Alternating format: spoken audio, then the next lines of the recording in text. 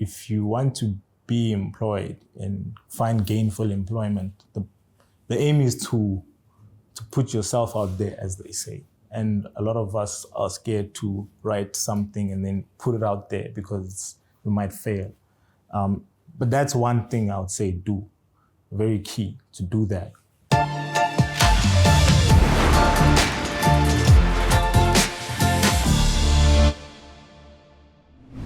Good day.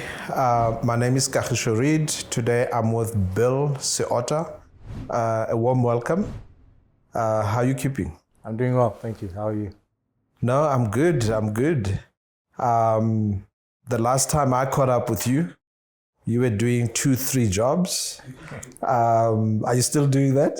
Yeah, it's quite a bit. You have your side things and then you have your job. So something that pays the bills, as they say. You have a real job and you have your your other jobs. So yeah, still the case. Okay. So how does that work? So you've got your 9 to 5? Yeah.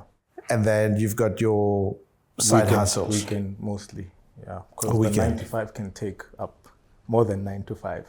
So then you only have weekends and mornings maybe. Yeah. So yeah, that's how I operate. That's how I structured my days. Sure. So are you saying the life of a data scientist is not 9 to 5?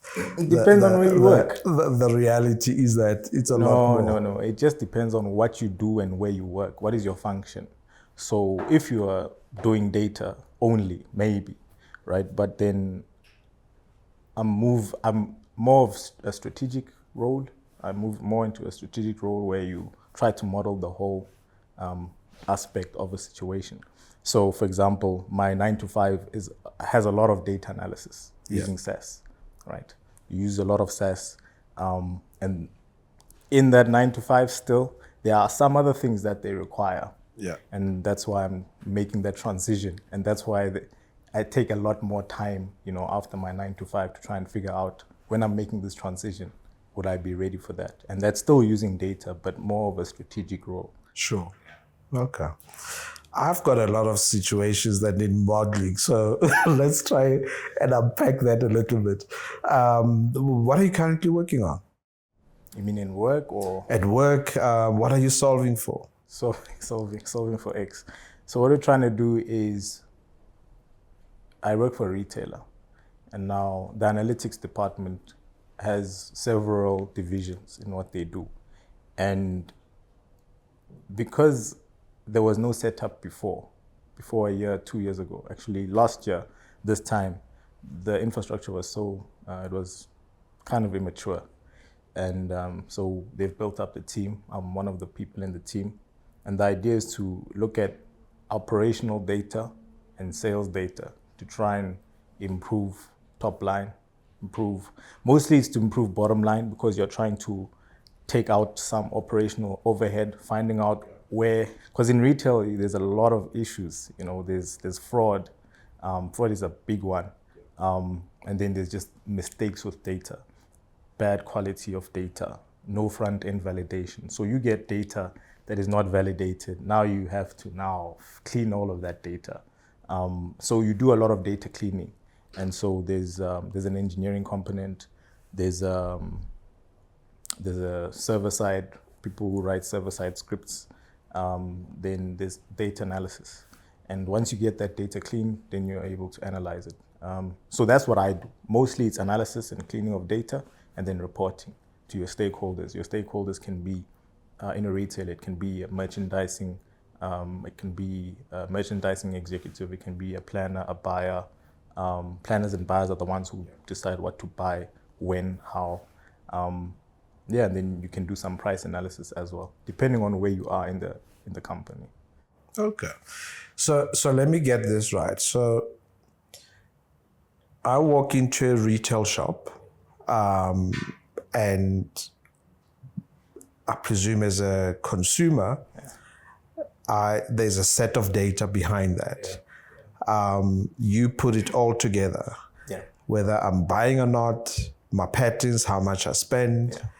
You guys clean it up, you model it, and then you report it up the line for decisions to take place. Exactly. So depending on your organization.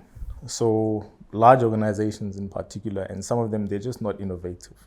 And so I'm seeing a lot of gaps. In retail, there's so many gaps. You're like, how did you build a brand so big and you don't have the basics? A lot of things might be outsourced. And so your systems are just slow. It's high touch. And the idea now is, where I am is, okay, we're building a data analytics team, but we really also need to build some data science into it. And the idea is you can collect so much data. For example, one of the things that I'm working on has to do with analytics, online analytics. And there's a lot of data that comes there. So for example, if you're talking about a physical store, the kind of data you're collecting, it's foot traffic. You don't know who your customer is, firstly, when they walk into the store. So your entry point for the customer is anonymous, right? It's only if they buy, then you know. Whereas online, which makes the tasks that I'm doing really interesting, is that if they log in and they intend to buy, or if they want to check out, they have to log in. So you know your customer from the time that they interact with your website. So much data is collected. If you look at just what Google Analytics collects, clickstream data, what you buy, every single click on the website, and you take into consideration all of that data, and what you try to do is personalize the experience. That's one of the projects we're trying to do now, is personalize an experience and use several models. There are several plugins that you can use, but one of them has been used widely and successfully, especially when you in these new language models, right? Reinforcement learning, right? With human feedback, so to speak. And so you're trying to understand, you have a base model with your weights, standard default weights, and those weights will change. So you have a model for each person that tries to learn the preferences of that person based on what they buy and how to recommend them. And you try to recommend those things dynamically. So if they make action A, you produce outcome A. Make action B, produce outcome B. But there's an indefinite number of these actions. Well, not indefinite, there's a finite, but there's many permutations of what a user journey can look like, potentially. And the idea is to maximize the potential of a purchase. And that's your objective function, or your objective is to try and maximize the potential of a purchase. Yeah. And in so doing, maximize the profit and loss statement as well, right? Yes. Because what I'm hearing is that there's two sides to it. In terms of the bottom line, it's how you are more effective, more efficient, reduce wastage. Mm-hmm. And on the top line, how you can drive more sales up, right? Which then translates, I suppose, to a better income statement. So yeah, it's important that you separate the functions, because they are very different. One is operational and has a lot to do with data analysis. Then you find out what's wrong, and then you have to go and speak to the people, the necessary stakeholders, and say, hey man, your staff is doing this. Is this correct? It's like, no, it's not correct. It's not being validated. The data is bad, or the data it's what do you call this? It's inconsistent. Because I wanted just maybe on that point, two things. So one is there's millions of data sets, right, that you have to work through, process, clean up. Sure. How do you storytell up the line? Because in order to inform decision making, I would imagine you're not bringing a million things, right? You've reduced them to 4, 5, 6 things. How do you storytell that? How do you get there? So usually, if it's a company that knows what it wants, your stakeholder will tell you, this is what I want to see. And then you try your best to fit what the stakeholder wants. And you try to map whatever they're saying to the entire engineering process so that you can get the output that you want for them. And then you tell the story in a way that, so they'll tell you, I want to see how much revenue we're making. Maybe that's all they tell you, right? But then you have to think, what else can be valuable? And you say, okay, revenue has several components. Maybe I'm getting revenue from different distribution channels. You do you create visuals that let you break down sources of revenue, for example, and how much revenue per source. So then you try to get as much feedback as you can as you build your report, and then you sign it off once you're done. So it's iterative. They help you so that you can tell the story. Okay. You don't have to do it all on your own. Yeah. So it's a collaborative story. Okay. So what I take out of this as well is that data scientists run stores as well, right? Yeah. So what I've found where I'm working is that data analysis is very much about improving the operations. Yeah. More data science is happening around improving revenue and getting better at selling, right? And so those are very different functions. It just so happens that we're in that environment, the analysis is around operations, whereas the science is more around revenue. And so you're trying to, so I was saying on the first side, it's operations, and it's important to, because the inputs are different. Yeah. The second side is trying to improve revenue, and the inputs are also different because there you're actually trying to understand the customer and what is the customer doing and how do we extract the most value from the customer and provide the most value from the customer. Yeah. Because people, the biggest challenge is some people, they don't know what they want when they're shopping, or they don't know where to find it, let me say. So maybe I'm looking for a water bottle, right? Okay, water, maybe basic. A phone, a certain phone. If I didn't do my research about phones, I won't know what I want. And so we want to forefront that process. We want to champion the process. You don't have to look for a phone. Here it is right now. We know you want this, buy it. So that's the idea. It's not as basic, but that's the idea, is to try. No, absolutely. No, absolutely. Yeah. So it is true that data science is the new gold.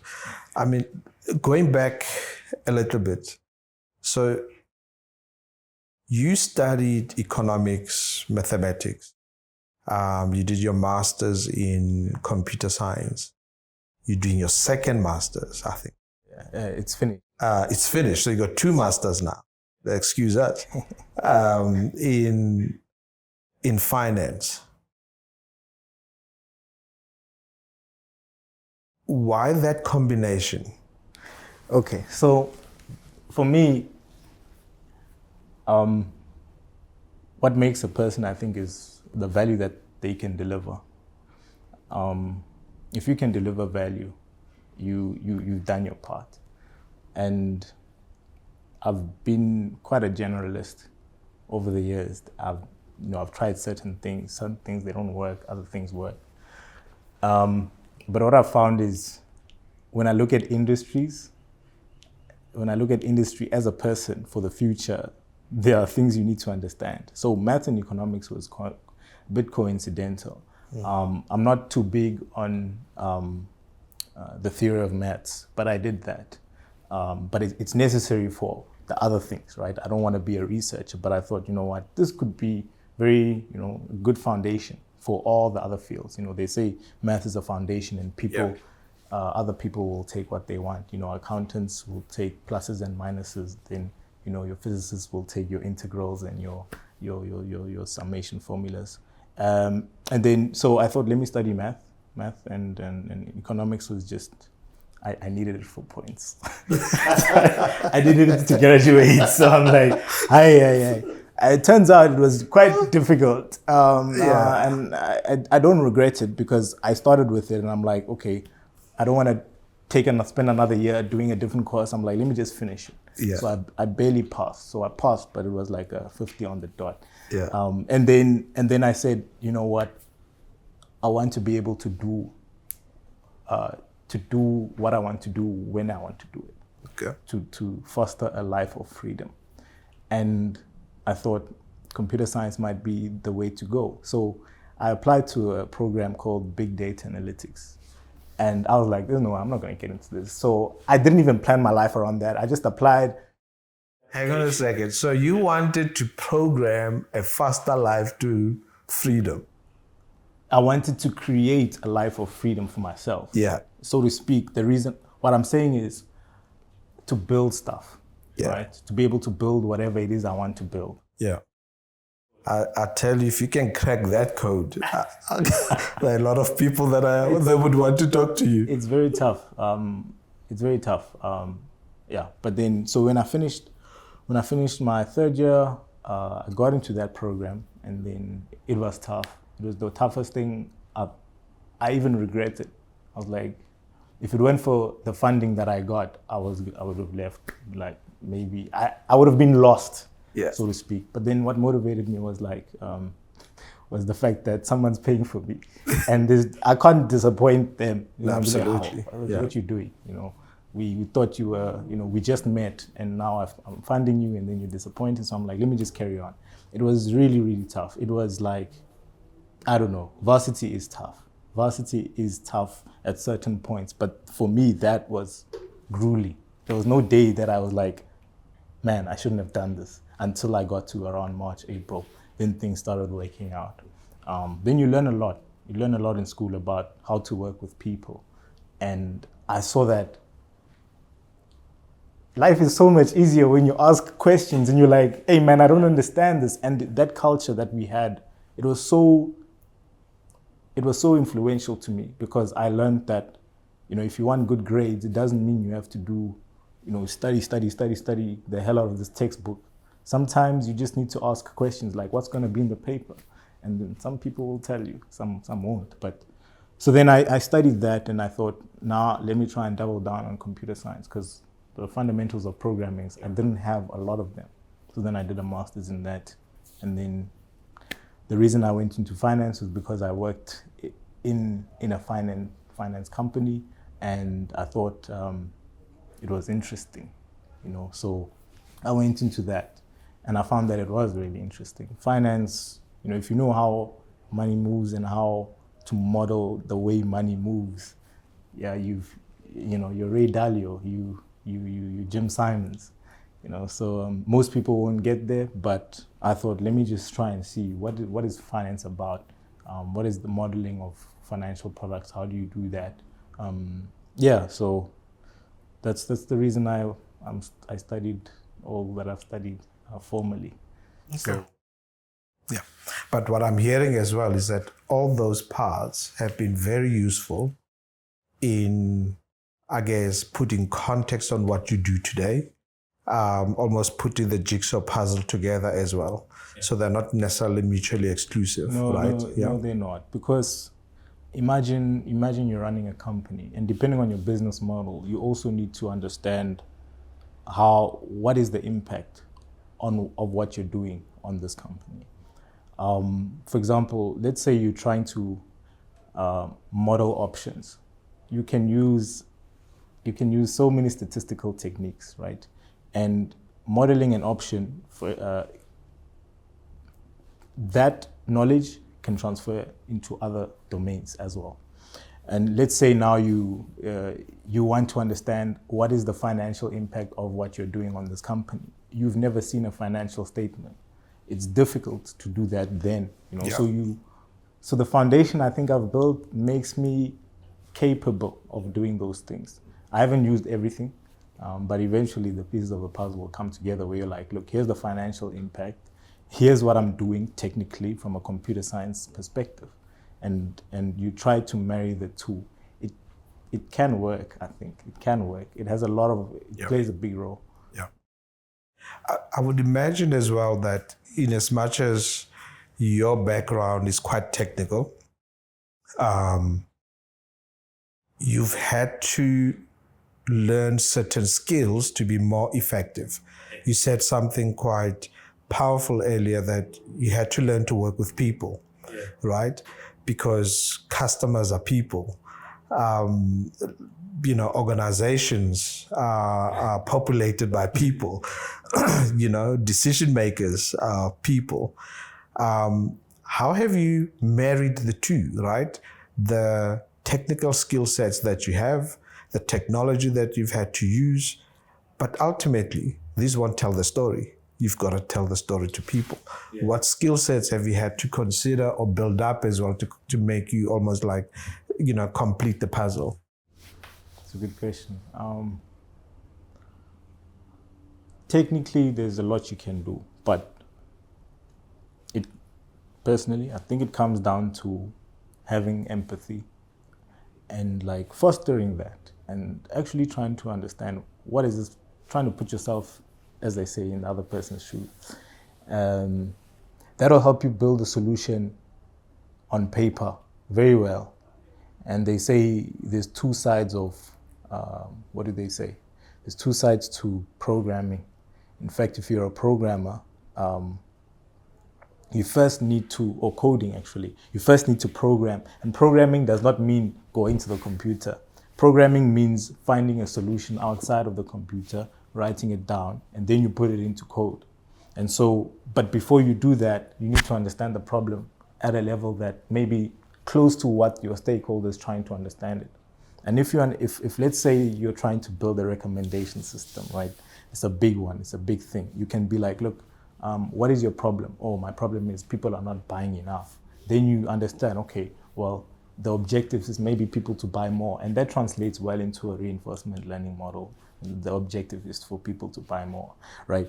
And so then you take that information and then you put it on paper. You say, what am I going to, what is the easiest way? What is the most cost-effective way? And maybe you'll tabulate these things, right? In terms of the effectiveness of the solution, cost effectiveness, and time effectiveness, right? And then you select your tools. It's only after you've understood the problem deeply, then only you'll decide what libraries or plugins or whether you're going to start from scratch. But that comes down to your skill, because I don't have the skill to write everything from scratch. I have the skill to write some things from scratch, the basics. But in terms of technology, I think it's a later problem. It's not too important what tools you use until you understand the problem and what might be able to solve the problem the most effectively for that stakeholder. And then what you do is you say, look, this is what I have found. I have found a plugin, I have found a custom built solution. Which one can help you better? And then they'll tell you. It's not a story, it's not you're trying to do this thing on your own. Because a lot of the time what I'm seeing, because I've worked with a lot of vendors, and they will just be like, it's not back and forth. There's a spec, and then you send it to the vendor, and the vendor will do whatever they want. Then they'll come back and be like, it's not really what we wanted. And then we have to now make the changes on our side, whatever changes. So you're paying them for a full product, let's say, but you're not getting that because maybe they're not asking enough questions. So questions are going to help you get to that solution. Yeah. We've observed that you have quite a few graduates in your space that unfortunately finding themselves in the unemployment queue. What should they be doing in the meantime to keep themselves relevant? Because everything in your field, there's so much development, right? Things don't look the same a few months down the line, 1 year down the line. But what should they be doing? Because it sounds like there is so much they can offer. It just so happens there's an unfortunate situation where they can't be absorbed, right? But I'm sure there's a lot they can do as well. What should they be thinking about typically? If you want to be employed and find gainful employment, the aim is to put yourself out there, as they say. And a lot of us are scared to write something and then put it out there because we might fail. But that's one thing I would say do. Very key to do that. People are afraid also to do work for free. Like, when you're not paying me, why am I, But let's be honest. If you forego 5,000 Rand, and maybe people will say, I can't take this job because it doesn't pay. But then I would say, man, that's better than nothing. Because what are you doing now? And gaining experience, in whatever shape, form. I have a friend who was doing work for free, completely free. After his 9 to 5, he would speak to celebrities, and he's try to help their brand. He would manage their brand for them. And he did it for free for a long time, long enough, so that someone said, hey man, I actually need you more, you know? And he's like, no, but here's 10K, here's 5K, thank you. Yeah. And from there, man, if you do work for free and you try to put yourself out there, there's this guy who said, if you make 2,000 cold calls, you will be $1 millionaire. But if you think about it, truly speaking, if you pick up the phone 2,000 times and say, hey, here are my skills, here's what I can offer, you're lying. You're lying, you're gonna do well. Yeah. There's no ways that one person out of 2,000 is not gonna give you something. Yeah. You're lying. So you have to try. Like, people are just there's no jobs. But are you going out there? You want the thing is, the government cannot solve all your problems. Yeah. Organizations cannot solve all your problems. You know, there was a friend of mine who was like, you know, we were chatting, and I was like, a lot of people are complaining about organizations, but they themselves, they want them to have agency, but they don't have agency. You know, you want the president to solve world hunger. You also want him to come pick up the piece of paper on the floor. Yeah. You know, like, pick up that piece of paper on the floor. Do what you can in your community to try and make your community better. Do what you can to try and make yourself better. The president can't come to you and say, hey, Bill, hey man, I see you're struggling here. Let me give you a job. He's not going to do that. Yeah. You need to go to the president. Maybe you'll find him. Go, the president being anyone that you might aspire to work for or to get something from. Go to these people. They're not 2,000 times. There's a lot of people. One of them is going to say yes. One of them is me, you know. Yeah. No, thank you for that advice. And to put it into context, what you're saying is that, I'm not saying work for free, but I'm saying as part of your marketing, as part of getting yourself, you know, put a foot forward, consider these options. Exactly. And one of them could be, I have these skill sets, this is what I can do. And once you've got them hooked, then, you know, you can get in again. Probably most of the time, you won't have to work for free, even initially. They will say, hey, okay, I know, I see you're doing some good work. Anyone with compassion is going to say, yeah, here's some money because you're helping me. So the working for free is just a proposition. Yeah. But yeah, it can be for whatever. And there's also some programs, you know, for example, Explore AI has programs. You have to pay for it. It's quite expensive. Sure.